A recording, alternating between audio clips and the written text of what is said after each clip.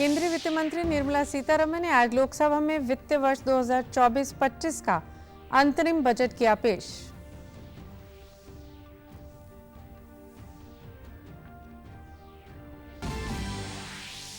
प्रधानमंत्री नरेंद्र मोदी ने अंतरिम बजट को बताया ऐतिहासिक। कहा, यह बजट देश के निर्माण का बजट, विकसित भारत के 4 स्तंभों युवा, गरीब, महिला और किसान सभी को करेगा सशक्त। हरियाणा के विधानसभा अध्यक्ष ज्ञानचंद गुप्ता ने बजट को बताया गरीब कल्याण का बजट। प्रदेश के लोगों ने इस बजट को सराहा।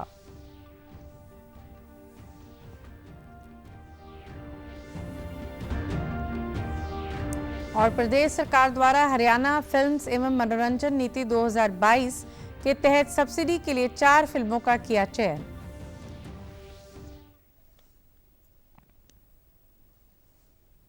नमस्कार, मैं गीतू गुलाटी। अब समाचार विस्तार से। केंद्रीय वित्त मंत्री निर्मला सीतारमण ने आज लोकसभा में वित्त वर्ष 2024-25 का अंतरिम बजट पेश किया। मोदी सरकार के दूसरे कार्यकाल का अंतरिम बजट पेश करते हुए उन्होंने कहा कि भारतीय अर्थव्यवस्था पिछले 10 वर्ष में सकारात्मक बदलाव की साक्षी रही है और देश के लोग आशा और विश्वास के साथ भविष्य की ओर देख रहे हैं। वित्त मंत्री ने कहा कि प्रधानमंत्री नरेंद्र मोदी के दूरदर्शी और कुशल नेतृत्व में एनडीए सरकार ने 2014 में सत्ता संभाली थी तो देश अनेक चुनौतियों का सामना कर रहा था, लेकिन सबका साथ सबका विकास के मंत्र के साथ सरकार ने अनेक सुधारों को लागू करते हुए इन चुनौतियों पर विजय पाई है। जनहितैषी कार्यक्रम और योजनाएं तैयार की गई तथा सफलतापूर्वक लागू की गई। रोजगार और उद्यमिता के अनेक अवसर सृजित किए गए। अर्थव्यवस्था में एक नई ऊर्जा आई और विकास के लाभ बड़े पैमाने पर लोगों तक पहुंचाने शुरू हो गए। इसी का परिणाम था कि जनता ने भारी जनादेश से फिर सरकार को चुना।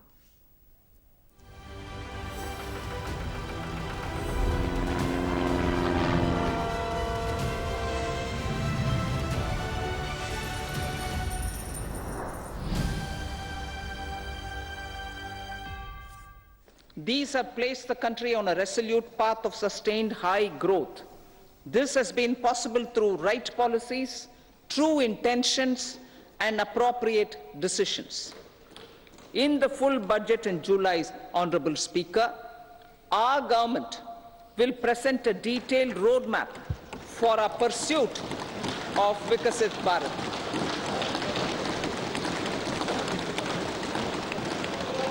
Revised estimates of 2023-24. The revised estimate of the total receipts other than borrowings is 27.56 lakh crores of rupees, of which the tax receipts are 23.24 lakh crore rupees. The revised estimate of total expenditure is 44.90 lakh crore rupees. उन्होंने कहा कि प्रधानमंत्री नरेंद्र मोदी के नेतृत्व में दूसरे कार्यकाल में सरकार ने सभी क्षेत्रों में व्यापक विकास के साथ देश को समृद्ध बनाने का दायरा और विस्तृत कर दिया। समावेशी विकास और आर्थिक वृद्धि का उल्लेख करते हुए वित्त मंत्री ने कहा कि पिछले 10 वर्ष में विकास कार्यक्रमों का लक्ष्य प्रत्येक घर और प्रत्येक व्यक्ति तक पहुंचना है। सबके लिए आवास, हर घर जल, सबके लिए बिजली, सबके लिए रसोई गैस, बैंक खाता और वित्तीय सेवाओं का लक्ष्य रिकॉर्ड समय में पूरा किया गया।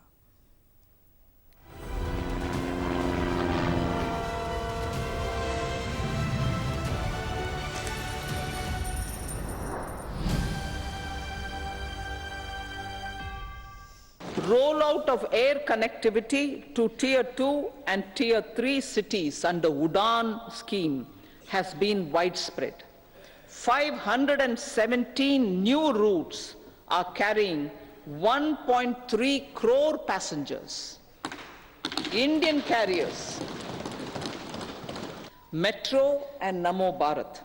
We have a fast expanding middle class and rapid urbanization is taking place. Metro Rail and Namo Bharat can be the catalyst for the required urban transformation. Expansion of these systems will be supported in large cities, focusing on transit-oriented development. प्रधानमंत्री नरेंद्र मोदी ने अंतरिम budget को ऐतिहासिक बताया है। उन्होंने बताया है कि ये बजट विकसित भारत के 4 स्तंभों युवा, गरीब, महिला और किसान सभी को सशक्त करेगा। प्रधानमंत्री नरेंद्र मोदी ने कहा कि युवा भारत की युवा आकांक्षाओं का ये प्रतिबिंब है। ये बजट विकसित भारत के 4 स्तंभ युवा, गरीब, महिला और किसान सभी को एम्पावर करेगा। निर्मला जी का ये बजट देश के भविष्य के निर्माण का बजट है। इस बजट में 2047 के विकसित भारत की नींव को मजबूत करने की गारंटी है। केंद्रीय वित्त मंत्री निर्मला सीतारमण द्वारा आज संसद में पेश किए गए बजट पर हरियाणा के विधानसभा अध्यक्ष ज्ञानचंद गुप्ता ने प्रतिक्रिया देते हुए कहा कि ये गरीब कल्याण का बजट है। पहली बार किसी सरकार ने मध्यम वर्ग को मकान देने का विचार किया है।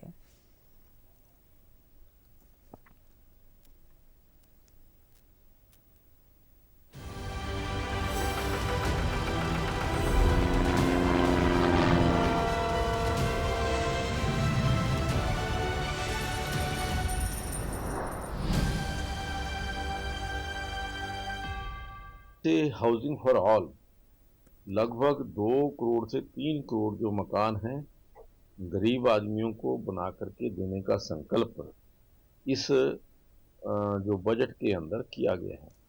और उसके साथ साथ पहली बार जो मिडिल क्लास लोग हैं उनको भी जो मकान देने का प्रावधान करने की बात इसमें की है। मैं समझता हूँ उससे जो हाउसिंग फॉर ऑल का जो एक सपना है कि सब लोगों के सर पर पक्की छत हो, वो निश्चित तौर पर पूरा होने जा रहा है। इस बजट के अंदर जो इंफ्रास्ट्रक्चर है, इंफ्रास्ट्रक्चर को बढ़ाने के ऊपर मेन फोकस किया गया है। और जहाँ तक इनकम टैक्स के अंदर है, जो पहले 7 लाख रुपए तक की सीमा थी, उनके ऊपर किसी भी प्रकार का कोई टैक्स और ना लगाने का एक इसमें घोषणा की गई है। प्रदेश के मुख्यमंत्री मनोहर लाल ने सोशल मीडिया पर कहा कि ये बजट किसान, युवा, जरूरतमंद एवं महिलाओं को केंद्र बिंदु मानकर प्रधानमंत्री के दूरदर्शी नेतृत्व में प्रस्तुत अंतरिम बजट समावेशी एवं सर्वस्पर्शी है। ये बजट अमृतकाल में विकसित भारत के संकल्प को साकार करने व अर्थव्यवस्था की दृष्टि से सक्षम व सशक्त भारत को और समृद्ध बनाने में सहायक सिद्ध होगा। पंचकुला जिले के लोगों ने बजट पर अपनी प्रतिक्रिया देते हुए कहा कि आज के बजट का मुख्य उद्देश्य सबका साथ, सबका विकास और सबका प्रयास रहा है, जिससे कि वर्ष 2047 तक भारत को विकसित राष्ट्र बनाना है।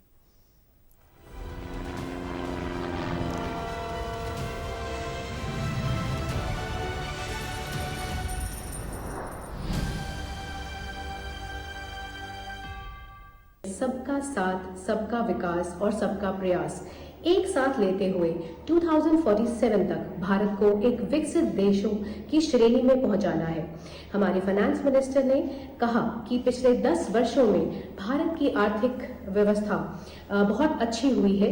यदि हम अपने लक्ष्य की प्राप्ति करना चाहते हैं तो हमें विकास के लिए 4 स्तंभों पर अधिक से अधिक जोर देना होगा। और ये स्तंभ है गरीब, महिला, युवा और अन्नदाता। अन्नदाता यानी कि भारत के किसान। मैंने जब आज का बजट सुना और मुझे ये बहुत अच्छा लगा कि इसके 4 पिलर्स हैं, महिला, युवा, अन्नदाता और गरीब। अगर किसी भी देश का विकास करना और जीडीपी की जो डेफिनेशन को बदला गया है, मुझे बहुत अच्छा लगा। तो कहीं ना कहीं देश का विकास तभी होगा जब ये 4 पिलर्स देश के साथ चलेंगे। मैं निर्मला सीतारमण जी का बहुत बहुत शुक्रिया अदा करती हूँ कि उन्होंने इस तरह का बजट देकर हमारे सपने को पूरा किया। केंद्रीय वित्त मंत्री निर्मला सीतारमण की ओर से आज पेश किए गए बजट पर रोहतक जिले के विभिन्न वर्गों ने प्रतिक्रिया दी है। लोगों ने केंद्रीय बजट को सराहा है और कहा है कि ये बजट हर वर्ग के हित का है।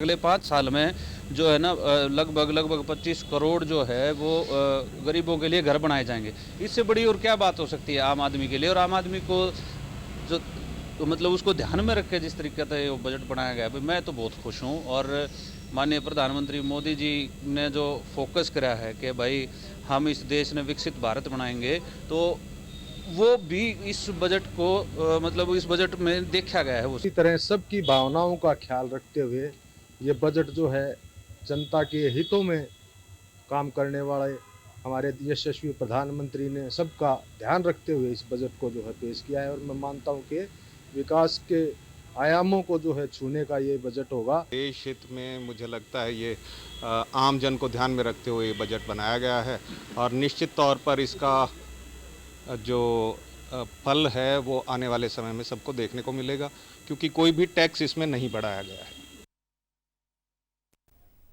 केंद्रीय वित्त मंत्री निर्मला सीतारमण द्वारा लगातार छठी बार देश का बजट पेश किया गया। अब की बार उन्होंने अंतरिम बजट पेश किया। इसको लेकर लोगों ने इसे देश के आर्थिक उन्नति के लिए बेहतरीन बजट बताते हुए इसे चुनावी बजट ना मानकर आर्थिक सुधार करने वाला बजट बताया। भिवानी के चार्टर्ड अकाउंटेंट पुनीत मेहता ने कहा कि अंतरिम बजट होने के कारण एक मर्यादित बजट है, जिसमें कोई भी चुनावी लोक लुभावने वायदे नहीं किए, लेकिन ये बजट देश की इकोनॉमी के लिए अच्छा व संतुलित है। वहीं भिवानी निवासी राजेश विष्ट ने बताया कि रेलवे परिवहन के क्षेत्र में सरकार ने 3 बड़े रेलवे के आर्थिक गलियारे बनाने का निर्णय लिया है। ये एक सराहनीय कदम है। इससे माल की ढुलाई व यात्रियों को सुविधा होगी तथा आने जाने के समय में बचत होगी।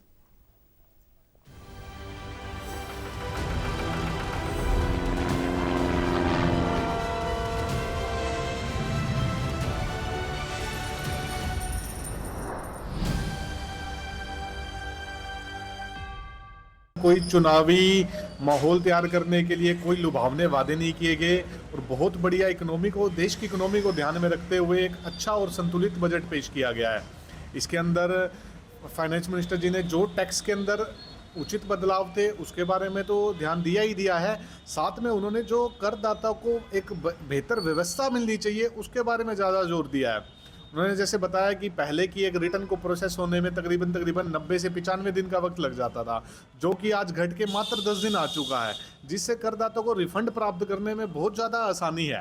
रेल परिवहन के क्षेत्र में 3 गलियारे जो बनाए जा रहे हैं उसमें मालवाहक, यात्री और व्यापार के लिए बड़ा फ़ायदेमंद होगा, जिसमें अपने वंदे मातरम ट्रेन की तर्ज पे 41,000 जो नए डिब्बे बनाए जाएंगे, उससे यात्रियों को काफ़ी बेनिफिट होगा। एक तो उनके आवागमन में जो समय लंबा होता था वो बहुत कम हो जाएगा।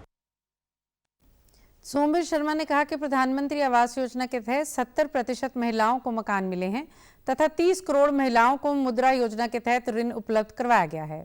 इसके साथ ही 1 करोड़ लखपति दीदी बनाने का कार्य किया गया है, जो महिलाओं को स्वावलंबी बनाने की योजना है। भिवानी जिला के गांव प्रेमनगर के सरपंच राजेश बुरा ने बताया कि अंतरिम बजट में सर्वाइकल कैंसर के टीकाकरण अभियान चलाने का प्रस्ताव पेश किया गया है, जो समय की जरूरत तथा चिकित्सा के क्षेत्र में अभूतपूर्व कदम है।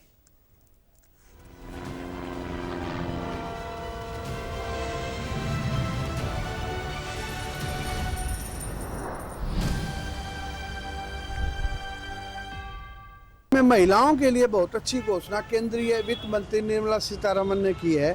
2 करोड़ दीदी बनाने का, लखपति दीदी बनाने की घोषणा की गई है। पिछले साल यह आंकड़ा 1 करोड़ था। इससे महिलाओं में कहीं ना कहीं स्वावलंबी और उनमें आत्मनिर्भर बनने का की घोषणा है। ये इस सरकार का अंतरिम बजट है वो बड़ा ही सराहनीय है और खासकर युवाओं के लिए जो सरकार ने प्रशिक्षित किया है, 1.4 करोड़ युवाओं को प्रशिक्षित कर जो है उनको स्किल इंडिया के माध्यम से, ताकि वो अपने पैरों पर खड़े हो सकें। और अनोखी संख्याओं में जो ITI खोली है वो भी सराहनीय कार्य है। हरियाणा के मुख्यमंत्री मनोहर लाल ने प्रदेश के प्रशासनिक और पुलिस अधिकारियों का आह्वान करते हुए कहा कि नैतिकता का सबसे बड़ा गुण संवेदनशीलता भी है, इसलिए हम सभी को समाज के अभावग्रस्त और पीड़ित लोगों के प्रति संवेदनशीलता रखते हुए काम करना होगा, ताकि हम स्वयं को एक आदर्श के रूप में स्थापित कर सकें। मुख्यमंत्री कल हरियाणा पुलिस अकादमी मधुबन में हीपा द्वारा प्रदेश के प्रशासनिक और पुलिस अधिकारियों के लिए आयोजित नैतिकता शिविर को बतौर मुख्य अतिथि के तौर पर संबोधित कर रहे थे। इस दौरान उन्होंने 40 एवी बूस्टर नामक प्रेरक वचन का भी शुभारंभ किया। ये प्रेरक वचन मुख्यमंत्री मनोहर लाल के साथ साथ स्वामी ज्ञानचंद महाराज व अन्य विज्ञानों के प्रेरक वचन होंगे, जो प्रदेश के सभी कर्मचारियों तक पहुंचाए जाएंगे। इस अवसर पर उन्होंने कहा कि हीपा द्वारा आयोजित इस मिशन कर्मयोगी हरियाणा अभियान का मुख्य उद्देश्य अधिकारी और कर्मचारियों के दृष्टिकोण को सही दिशा में ले जाना है, ताकि हरियाणा प्रदेश को भी विकास की सही दिशा में ले जाया जा सके। पहले जब मैंने इसको शुरू किया था, 2-3 बैठकें मैं भी था, चीफ सेक्रेटरी साहब थे, बाकी सब थे, बड़ी हैरानी होती थी कि इतना बड़ा काम कैसे कर पाएंगे। लेकिन टारगेट रखा था कि 2 साल में इसको एक बार एक राउंड पूरा करना है और फिर उसके बाद 2 साल बाद फिर से करना है। मुख्यमंत्री ने कहा कि प्रधानमंत्री नरेंद्र मोदी ने जिस तरह से 2047 तक विकसित भारत की कल्पना की है, उन्होंने स्वयं से लेकर आम जन तक इस कल्पना को ले जाने का काम किया है, क्योंकि समाज में नैतिकता के आने से ही इसकी कल्पना को साकार किया जा सकता है। उन्होंने मिशन कर्मयोगी अभियान के लिए हीपा की प्रशंसा करते हुए कहा कि आगामी 31 मार्च तक सभी अधिकारियों और कर्मचारियों को इस अभियान के तहत नैतिकता का पाठ पढ़ाया जाएगा। सिंह वाले अगर देखते हैं तो 1 लाख से ऊपर वो भी हैं, वैसे 4.5 लाख, कोई 5 लाख भी कहता है। ये इतनी बड़ी फौज है हमारी, इसको यदि एक ठीक दिशा हो जाए, जो काम हमारे लिए है वास्तव में उस काम करने के लिए हम आगे बढ़ जाएं, तो हम हरियाणा का कायाकल्प कर सकते हैं। ये जो 3.5 लाख कर्मचारी हैं, इनका 2 महीने का 2.5 महीने का ये जो कार्यक्रम बना करके एक 3 दिन का ये प्रशिक्षण, जिसमें हमारे जिम्मे काम क्या है और किस मनोभाव से हमको करना है, किस दृष्टिकोण से करना है, किस सोच के साथ करना, जो स्वामी जी भी बता रहे थे मोदी जी के उस वाक्य को देख करके। मुख्यमंत्री मनोहर लाल ने कहा कि सिख गुरु परंपराओं व उनकी स्मृतियों को संजोने के लिए जिला कुरुक्षेत्र में पिपली के नजदीक एक भव्य स्मारक बनाया जाएगा, जिसमें सभी सिख गुरुओं की हरियाणा में जो भी निशानियां व स्मृतियां हैं, उन्हें इस स्मारक में संरक्षित किया जाएगा, ताकि भावी पीढ़ी गुरुओं के जीवन में मानवता की सेवा का अमर संदेश की प्रेरणा ले सके। ये संग्रहालय निश्चित ही एक पर्यटन का केंद्र बनेगा। मुख्यमंत्री मनोहर लाल ने कल कुरुक्षेत्र विश्वविद्यालय में आयोजित कार्यक्रम में राज्य सरकार द्वारा गुरुओं की सेवा में किए गए कार्यों पर आधारित पुस्तक का विमोचन किया। मुख्यमंत्री के सुझाव पर अब इस पुस्तक का नाम गुरुवाणी की सीख, सेवा और सेवक मनोहर लाल होगा। इस अवसर पर मुख्यमंत्री ने कहा कि हम सारे समाज को एक साथ लेकर आगे बढ़ें, जाति समाज से ऊपर उठकर मानव मात्र के कल्याण के लिए मिलकर कार्य करें। यही गुरुओं के प्रति सच्चा सेवा भाव होगा। जिन्हें होए उन्होंने दे शब्दे कुछ ना कुछ निशानियां वो साडे कोल हरियाणा च उपलब्ध हैगियां, ते उन्हां सब नूं किसी एक म्यूजियम दे विच रख के लोगां दे दर्शन वास्ते उत्थे रखी जावे, वो सारियां चीज़ां रखियां जाण। एक म्यूजियम की असीं घोषणा की सी, पहला अंबाला वास्ते हुई सी, बाद फिर किन्नी कुछ कारणों नूं लैके उहनूं असीं कहा कि भी कुरुक्षेत्र इह स्थान है जिथे सब तो ज्यादा गुरुआं दे आगमन का एक स्थान है, कुरुक्षेत्र किया जाए। स्थान नूं लैके थोड़ा झगड़ा सीगा, लेकिन हुण अल्टीमेटली पिपली दे कोलों एक HSVP दी जगह, वो जगह असीं अलॉट करके देती है, उत्थे एक म्यूजियम, ताकि हाईवे दे उत्ते अगर जगह रहेगी तो लोगों का एक टूरिज्म का जिहड़ा सेंटर है उत्थे बन जाएगा। और नाल बंदा सिंह बहादुर जी दे जिन्ने भी स्थान ज्यादा ने, मतलब इन्हें पंजाब विच भी नहीं है जिन्ने स्थान हरियाणा च ने, और उन्हां सब जगह ते गुरु घर स्थापित होए ने। इन्हां गुरु घरां दी जिहड़ी मैनेजमेंट है, इहदा भी झगड़ा कई साल तक चलता रहा। अखीर सानू लड़ाई हो सुप्रीम कोर्ट दे जाके उसकी मजबूती नाल पैरवी करनी असीं कीती, ते उहदा फैसला हरियाणा दे सिखां दे हक विच करवाया है। अलग मैनेजमेंट कमेटी बन गई है।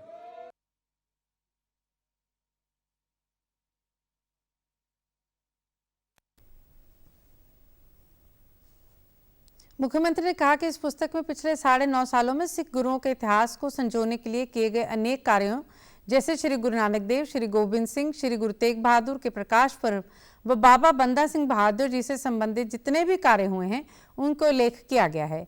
ये पुस्तक अंग्रेजी, हिंदी और पंजाबी तीनों भाषाओं में उपलब्ध है। हरियाणा सरकार द्वारा हरियाणा फिल्म एवं मनोरंजन नीति 2022 के तहत सब्सिडी के लिए 4 फिल्मों का चयन किया गया है। ये चयन हरियाणा फिल्म प्रमोशन बोर्ड के अंतर्गत गठित गवर्निंग काउंसिल की बैठक में किया गया है, जिसकी अध्यक्षता गवर्निंग काउंसिल की अध्यक्ष मीता वशिष्ठ ने की। चयनित फिल्मों को 50 लाख रुपए से लेकर 2 करोड़ रुपए तक की सब्सिडी दी जाएगी। हरियाणा फिल्म प्रमोशन बोर्ड के अंतर्गत गठित गवर्निंग काउंसिल की पहली बैठक चंडीगढ़ में आयोजित की गई, जिसकी अध्यक्षता अभिनेत्री व गवर्निंग काउंसिल के अध्यक्ष मीता वशिष्ठ ने की। इस अवसर पर सूचना, जनसंपर्क, भाषा एवं संस्कृत विभाग के महानिदेशक एवं काउंसिल के सदस्य सचिव मनदीप सिंह बराड़ भी उपस्थित थे। मनदीप बराड़ ने बताया कि जल्द ही राज्य सरकार द्वारा आयोजित एक समारोह में चयनित फिल्मों को सब्सिडी दी जाएगी। उल्लेखनीय है कि प्रदेश के गठन से लेकर अब तक वर्तमान सरकार ने ही पहली बार फिल्म नीति लागू की है। इस नीति का मुख्य उद्देश्य प्रदेश की लोक संस्कृति को संरक्षण देने के साथ साथ सिनेमा के रूप में लोगों का स्वस्थ मनोरंजन उपलब्ध करवाना है। इसके अलावा इस माध्यम से राज्य में रोजगार के अवसरों में भी बढ़ोतरी होगी।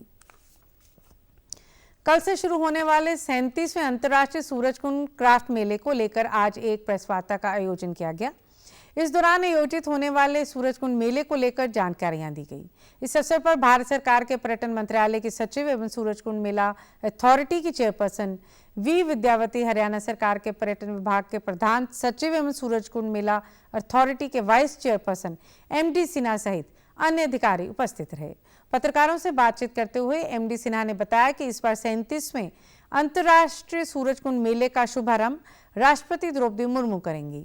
उन्होंने बताया कि इस बार मेले का पार्टनर कंट्री तंजानिया होगा, जबकि थीम स्टेट गुजरात रखा गया है तथा इस बार 50 से भी ज्यादा देश मेले में शिरकत करेंगे।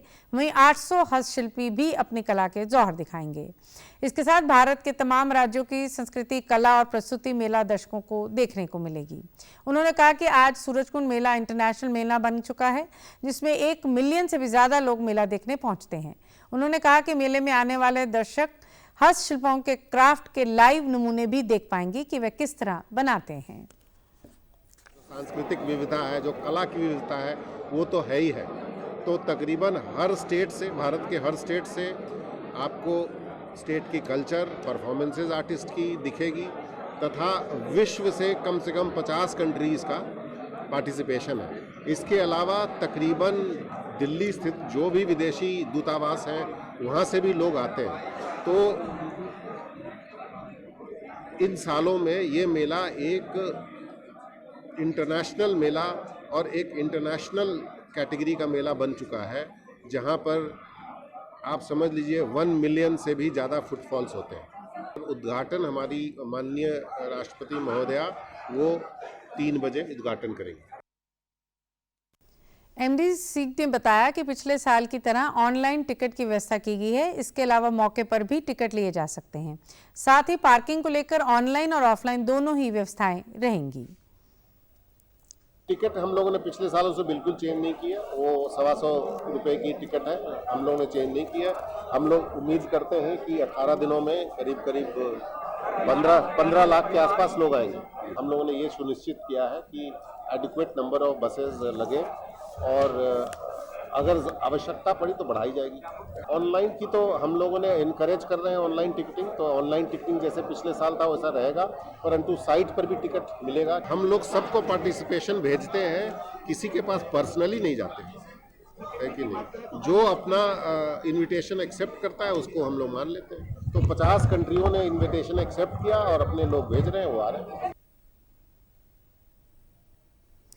अंबाला में किसान परंपरागत खेती छोड़ बागवानी की ओर अग्रसर हो रहे हैं। इससे किसानों को आर्थिक फायदा हो रहा है। जिला उद्यान विभाग द्वारा किसानों को फलदार पौधे लगाने के लिए प्रेरित किया जा रहा है।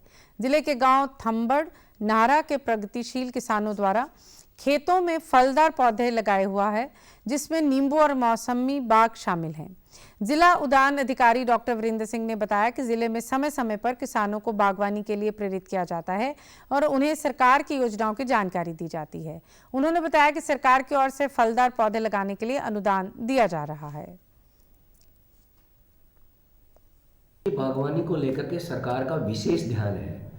परंपरागत कृषि को छोड़ करके नई आधुनिक बागवानी की तकनीकों को अपनाने के लिए किसानों को समय समय पर प्रशिक्षण दिया जाता है अलग अलग मदों में अलग अलग चीज़ों पे, बाग लगाने पे, फल फूल और सब्जियां लगाने पे सरकार द्वारा किसानों को अनुदान राशि सहायता के रूप में दी जाती है, ताकि किसान भाई अपना नया आधुनिक बिजनेस खेती को बना सकें। आजकल कृषि एक बिजनेस बन गया है और वो बागवानी से ही संभव है। डॉक्टर वीरेंद्र सिंह ने बताया कि किसानों को परंपरागत खेती छोड़कर बागवानी की आधुनिक तकनीक को अपनाने के लिए प्रशिक्षण दिया जा रहा है। जिला अंबाला के प्रत्येक गांव में जागरूकता शिविरों का आयोजन किया जा रहा है। जो किसान भाई धान और पुरानी परंपरागत खेती को छोड़ करके, क्योंकि पानी की बड़ी समस्या है देश के अंदर, बाग लगाएगा तो बागों के ऊपर इस इलाके में होने वाले सभी पौधों पर, सभी बागवानी की फसलों पे सरकार द्वारा अलग अलग तरीके से अनुदान राशि दी जाती है। और किसान बागों के साथ साथ सब्जियों का काम कर सकते हैं, जैसे बैम्बू स्टैकिंग है। वहीं किसानों ने बताया कि उन्होंने नींबू और कीनू का बाग लगाया हुआ है। जैविक खेती को अपनाते हुए उनकी पैदावार भी काफ़ी अधिक हो रही है। उन्होंने बताया कि किसानों के लिए बागवानी काफ़ी लाभकारी है और मात्र एक बार पौधा लगाने से लगभग 5 साल तक बेहतरीन पैदावार होती है। उन्होंने हरियाणा सरकार का आभार प्रकट करते हुए कहा कि सरकार किसानों के लिए बेहतरीन योजनाएं चला रही है। कि बागवानी की तरफ जाए और हम किसान भाई हरियाणा सरकार के बहुत भाग्यवान हैं कि जो इस किसान को बागवानी की फसल पे हमें सब्सिडी भी देती है, जिससे हमें अच्छा मुनाफा और अच्छा काम करने का मौका मिलता है। ये मुनाफा ही मुनाफा है जी, जिसको एक बार लगा के 10-12 साल चलेगा, ये आए साल फल देगा। 40-50 किलो भी उतर गए तो कम से कम 50-60 रुपये का तो रेट हो ही, 1,500-2,000 रुपये का एक पौधा आराम से निकट जाता है। और 1 एकड़ में कम से कम 200 पौधे लग जा। और किसानों के लिए यही कहेंगे भाई, आप परंपरा खेती भी कर रहे हो तो थोड़े बहुत आप नहीं बीच में लगा सकते हो, तो मेरे की तरह जैसे मैंने डोलों पे लगाए हुए हैं, आप डोलों पर भी लगा सकते हो। चौधरी चरण सिंह हरियाणा कृषि विश्वविद्यालय हिसार के गेहूं एवं जौ अनुभाग ने 2 बार सिर्फ पानी देने व मध्यम खाद में अधिक उपज देने वाली गेहूं की एक नई किस्म WH1402 विकसित की है। ये किस्म देश के उत्तर पश्चिमी मैदानी भाग के लिए चिन्हित की गई है, जिसमें हरियाणा, पंजाब, राजस्थान, दिल्ली, हिमाचल प्रदेश, उत्तराखंड व जम्मू कश्मीर का मैदानी भाग आता है। विश्वविद्यालय के कुलपति प्रोफेसर BR काम्बोज ने जानकारी देते हुए बताया है कि इस किस्म को सिर्फ 2 बार सिर्फ पानी देने में ही औसत उपज 50 क्विंटल प्रति हेक्टेयर व अधिकतम उपज 78 क्विंटल प्रति हेक्टेयर तक ली जा सकती है। उन्होंने बताया कि ये किस्म पीला रतुआ, भूरा रतुआ व अन्य बीमारियों के प्रति रोगरोधी है। कुलपति ने बताया कि गेहूं की एक नई किस्म WH1402 किस्म रेतली, कम उपजाऊ व कम पानी वाले क्षेत्रों के लिए राष्ट्रीय स्तर पर निकाली गई है। किस्म WH1402 निकाली गई है। इस किस्म की खूबी यही है कि इसको 2 पानी की आवश्यकता पड़ती है और 2 पानी में भी ये 50 मन प्रति एकड़ की दर से पैदावार दे देती है। और इसकी अधिकतम जो पैदावार है वो 68 मन प्रति एकड़ है। और इसको यदि हम खाद की मात्रा भी कहें तो मध्यम जो हमारी जमीनें हैं उसमें अच्छा ये पैदावार देती है। और इसके लिए केवल 90 kilogram nitrogen, 60 kilogram phosphorus, 40 kilogram potash और 25 किलोग्राम जिंक सल्फेट प्रति एकड़ की दर से चाहिए। इसको जो उत्तर पश्चिमी हमारा मैदानी भाग है वहां के लिए ऐजाद किया गया है। और इस क्षेत्र के अंदर हरियाणा, पंजाब, हिमाचल प्रदेश, उत्तराखंड, जम्मू एवं कश्मीर और राजस्थान के जो मैदानी भाग है ये क्षेत्र इसके अंदर आता है। तो इन क्षेत्रों के लिए इसको निकाला गया है। समाचार में आज इतना ही। नमस्कार।